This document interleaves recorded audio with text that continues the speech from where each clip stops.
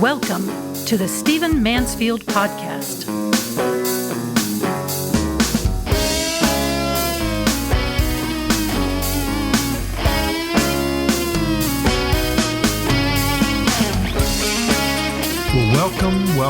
Welcome to the Stephen Mansfield Podcast, where we look at our times through the lens of character and faith, history and leadership. Let's get to it. I'm recording this episode almost 5 weeks to the day after Joe Biden said he would not run for a second term, and almost 70 days to the day before the November presidential election. It's a good time for us to take stock and look at some trends and do some commentary.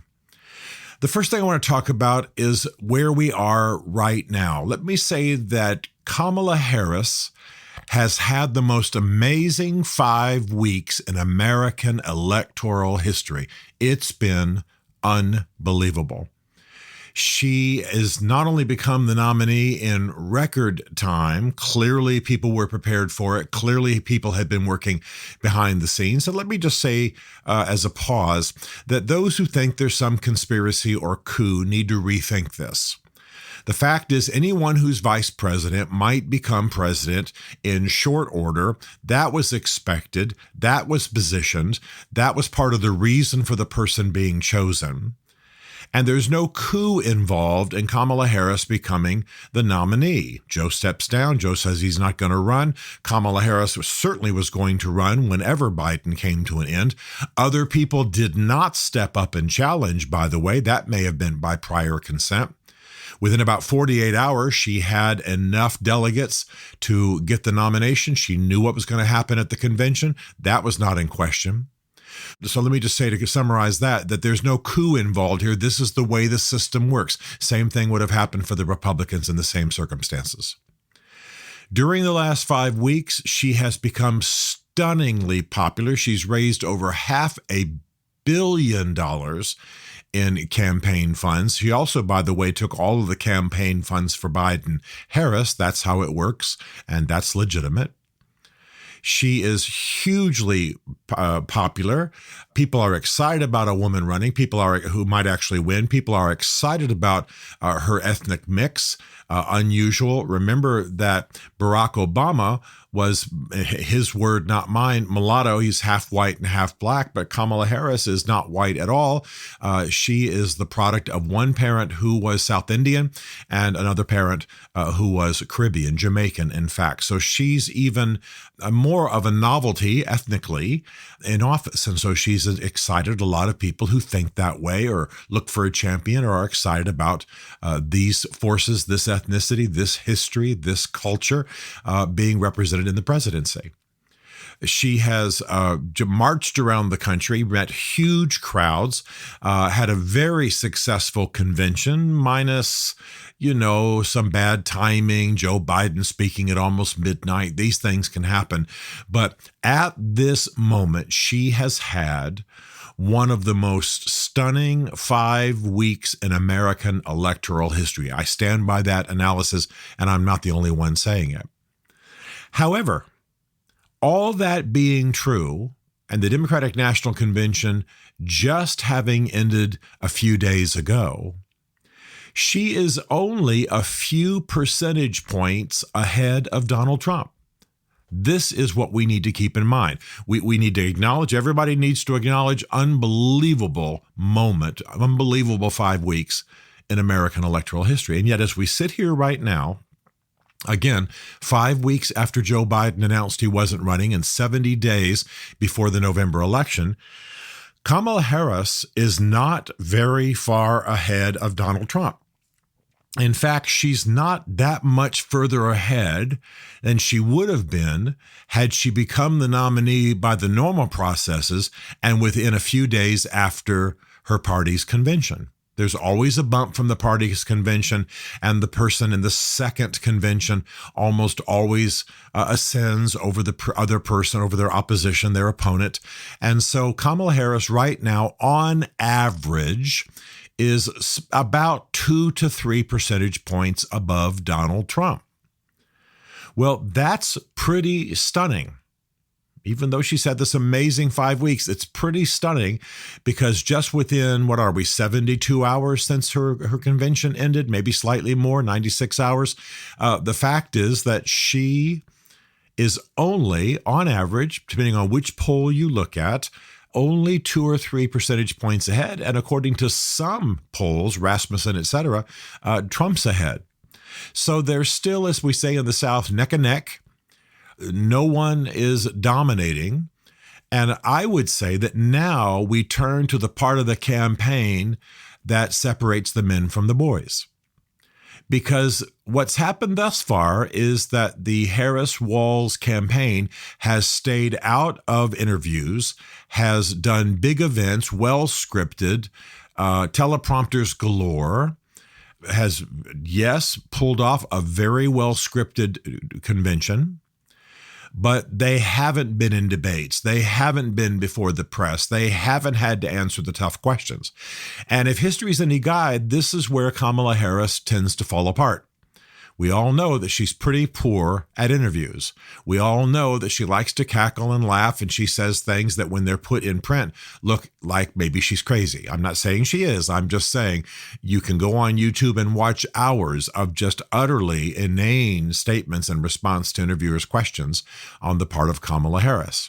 Then, of course, you got the speeches that make no sense, the past unburdened by what was, what can be unburdened by. I mean, it's become the stuff of late night comedy. So now we get down to the nuts and bolts. The unknown factor in all of this, the unknown factor is Donald Trump. Because Donald Trump was knocked off balance by Kamala Harris ascending as her party's nominee, and he has not recovered his balance. I've reported before, and of course I'm not the only one doing it by far. I'm not breaking news stories here. I'm not CNN, but there are many people saying Trump is off balance. He hasn't quite gotten his game back together. He sits around boardrooms and private rooms, calling Harris names, griping about how something illicit happened for her to become the nominee, belly aching about the previous election, upset. He hasn't engaged. He hasn't struck out. And he should be better off. There was an assassination attempt. And as I said before, not being crassly political, but if that's handled right, you don't blow it with other folly. That brings a candidate, their character, their strength, the fact that there's opposition to them, all that comes to the fore and it gains ground. Trump had that for about 48 hours and then began to blow it. He wants to talk about Kamala Harris's ethnicity, which he ought to stay away from. He wants to gripe about her being a woman and call her insulting names, which he ought not do. He should engage her on the issues. I will tell you that from an American common sense perspective, from an American middle-of-the-road, what most Americans are thinking perspective, the Harris-Walz ticket is quite radical, quite leftist, and I don't like the term progressive because I don't believe it is progress, but progressive in the negative sense. It's not in tune with most Americans. I'm just saying, statistically, factually, it's not where most Americans are. Most Americans are not in favor of a 35% corporate tax rate. Most Americans are not in favor of full-term abortions. And a child being able to be aborted in the 9th month, no, that's not where most Americans are, even if they're pro-abortion. I could go on and on and on. And most Americans are concerned. They're very concerned about foreign policy right now. We've got 2 wars going on in the world, and the Biden years weakened us internationally, and so we're being tested. They want to see strength at the ticket. They want to see boldness, and whatever virtues there are to the Harris-Walz ticket, it's not one that projects international strength and foreign policy heft. So what I'm saying here is not a matter so much of my personal opinions, but more a matter of where things are as I speak this day, again, 70 days before the November election. The game, the decision, the battle is in Donald Trump's hands. He's been president for 4 years. He's got the experience. He's a decent debater. He's insulting and a lot of huffing and puffing and walking around, but he's a decent debater. He defeated a woman already who had been Secretary of State, a U.S. Senator, and a First Lady, and was expected to win by all accounts. So he can win this, but he has yet to engage. That's going to be the issue. For example, there was a debate scheduled on September the 10th between Kamala Harris and Donald Trump. And his team, he should have been celebrating that. He should have been thrilled. But no, he's making noise now like he's going to back out. He doesn't like the terms. He doesn't like the network. He doesn't like the interviewers, all the kinds of petty things that we're used to from Donald Trump. He should be thrilled to debate Kamala Harris. She's not that good. She's not that experienced. The things she was responsible for in the Biden administration have been atrocious.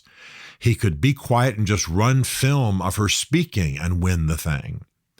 So she is riding a crest of popularity and people's excitement about a new kind of candidate and flipping the script from kind of weary and tired Joe Biden. I do not believe in speaking ill of the people who lead our country, but Biden, people were afraid and people were concerned, and international leaders, spoke ill of our entire country because Joe Biden couldn't get off a stage without misdirection, and so people were thrilled when Kamala Harris took the nomination, and began to show strength and youth. And there were videos on the internet of her running up and down the steps at the Lincoln Memorial. We're not even sure it was her, but nevertheless, that was the image that was projected. And Tim Walz is a Harry Truman kind of common man kind of figure, very left-leaning, far more than Harry Truman, but nevertheless the common guy, doesn't even own any stock, lives in a state house on a college campus, doesn't have very much money, et cetera, et cetera. Very simple guy. And that appeals to Americans, at least on that side of the political spectrum, because they are weary of the big dollar politicians making the backroom deals and running American politics. Now, all that to say, we still come back to the same point. People ask me every day, who do I think will win?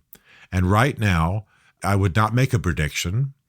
I would say that if Donald Trump will engage and the GOP will run a smart campaign, I will say what I've said before, which is Donald Trump should win. He should. But he has not engaged. He has not recovered from the blow of Harris-Walz. He doesn't seem to have regained his. It was as though he had prepared for years to run against Joe Biden and couldn't pivot when the moment came. So that's where things are. It is completely a matter of whether he engages. And if he engages and engages well, unless Harris-Walz comes out with a much better game plan than even their own advisors expect them to come out with, Donald Trump would probably win. That's just what it looks like at this point. Because with all that she's been given and all of the heft and all the popularity and all the donations and a $500 million war chest and all of that, she is right now not that far beyond what you would expect after a party's convention, about 2 or 3 points, which, by the way, is nothing. And it will change. It will change dramatically. Donald Trump is not engaged. So that's going to be the issue. On November the 5th, if we know who is president of the United States, it will be decided by whether Trump has been disciplined and smart and stopped being Hamlet, as I said in my last podcast, and engaged. We'll have to find out. This is not a matter of me wanting one or the other at the moment. That's not how I'm speaking. I'm saying that is the drama of this election. We've got just slightly over 2 months. And this will tell the tale. Now, one more thing, before I call this episode to a close. I get those who are strongly in support of Donald Trump. They realize that he's an emotional mess. They realize that his last administration did some great things, but also was just in constant chaos. But they want him to appoint more Supreme Court justices and want him to engage in strong defense and want him to, slap NATO around and want him to drain the swamp, and they're willing to put up with the mess to vote for him. I get it. I understand it. It's at least linear and makes sense. I also get those who are planning to vote for Harris-Walz. I'm only saying that I understand it, and I certainly couldn't do it myself, but I understand it. Here is a team that excites people. Here's a woman who's been Attorney General of California, U.S. senator and vice president. She is qualified. She is trained. She is experienced. And regardless of her personality issues and her lack of certain skills, I understand why she would engage people. And I understand the appeal of Tim Walz. He's an everyman. He's a happy warrior. He's a passionate guy. He's been a congressman and a state governor, and he's a outspoken champion of the left. And so the left side of the Democratic Party is going to be excited about him. And that way, Kamala Harris can skew a little bit more to the right, to the center, which is where you win elections. And I understand people voting for them. I'm saying, again, I just understand it being somewhat linear. What I do not understand, and what I believe is wrong, let me just tell you, are some of the Republicans, and especially evangelicals, who are coming out now saying that they don't agree with Harris-Walz. They don't agree with that ticket. They don't agree with the Democrats. But to break Donald Trump's hold on the GOP, they're going to vote for Harris-Walz. This is a number of people. It's easy for you to find. Look it up and Google it. You'll find it. A number of prominent people, prominent evangelicals, a number of people in the GOP. They don't really want Harris-Walz. They would not have designed this ticket. But they think the only way to break Donald Trump's stranglehold on the GOP is to vote for their enemies and give their enemies ascendancy for the next 4 years. And I got to tell you, frankly, I don't get that kind of thinking. I don't get that kind of reverse thinking. I'm voting for somebody I don't really want to win so I can break the stronghold of the person who's closer to who I do want to win. And then perhaps we can have a realigned Republican Party with new candidates in 4 years. And I want to say that my problem with that, what I don't agree with and what I don't like, is that you are handing the reins of power to people who can do great damage. I, for example, am pro-life. I've been very open about that. I talk about it all the time on this podcast. We've had the Dobbs decision. We've had the Supreme Court rule and they didn't overturn abortion. What they did was roll it back to the states, which is where it should have belonged all the time. Roe v. Wade was bad law, and I have broken that out time and again in this podcast series. But Harris-Walz can codify abortion into law if they have any support in the House and the Senate, and bring abortion back at a federal level, which is not where it belongs. And some of the people who are talking about voting for Harris-Walz are strongly pro-life. Again, they just want to break Trump's hold on the Republican Party. The number of things that ticket can do, which to a conservative are unconscionable, destructive, will take generations perhaps even to recover from, are huge. So vote for your political enemies to break the stronghold of someone in the party you do align with and its policies you do. Well, let me tell you my conclusion. And this should not indicate to you who I'm voting for. It's just how you have to think. I've said it many times, and I want you to remember it. And I'm grateful for all of you who have been writing me and interacting and saying, love you but disagree, or don't love you and disagree, or whatever. Or I agree with you, why don't you run? That kind of fun stuff. Appreciate all the feedback. But I want you to remember that I've said this. In politics, you are often choosing between a decision in which you've got to hold your nose and another decision in which you've got to hold your nose even tighter. In politics, you don't choose between God and the devil. In politics, you often don't choose between absolute right and absolute evil. You choose on a sliding scale. That's just the way it is. You often have to vote for legislation that you wish was written another way. You often have to vote for one good thing when people larded 5 other things that you don't like onto the good thing, but you vote for it anyway. And so if you're a conservative and you're pro-life and you're pro-rule of law and you are all the things a conservative ought to be, then to vote for your enemies so that you help to destroy the party that you really believe in, so that it can be realigned and way down the road, years down the road, when, by the way, you might not even be alive, new candidates arise, is silly. In fact, it's sort of duplicitous and unconscionable and might even be immoral. Politics is simply this way. I've never voted in American politics where I was 100% happy with what I was voting for. I would have liked the guy at the top of the ticket, but not the vice president. I would have liked this part of his platform, but not that part. It's just the way it is. It's just the way it is. So what you've got to decide is whether you're able to vote for things you don't 100% agree with so you can get close to the things you do agree with. But to vote for the exact opposite of what you believe, so you can bring destruction to what you do believe, the party that represents what you do believe, because you don't like the leader, and then hope one day that there can be a realigning, you have no evidence that that could actually happen. But I'll tell you what, this is going to be a very tight race. And if a bunch of evangelicals defect and a bunch of conservatives decide to vote for Kamala Harris, they could actually hand her the election. And same thing can happen in the opposite direction, because one of the most recent surprising bits of news is that Robert F. Kennedy Jr. dropped out of the race and supported Trump, much to the shock, I can assure you, of the historically Democratic Kennedy family.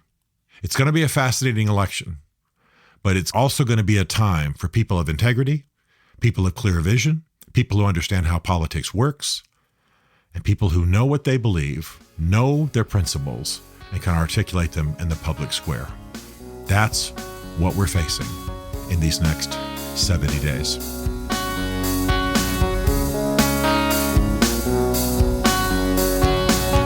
Stephen Mansfield is a New York Times best-selling author, a popular global speaker, and senior fellow for public leadership at Palm Beach Atlantic University.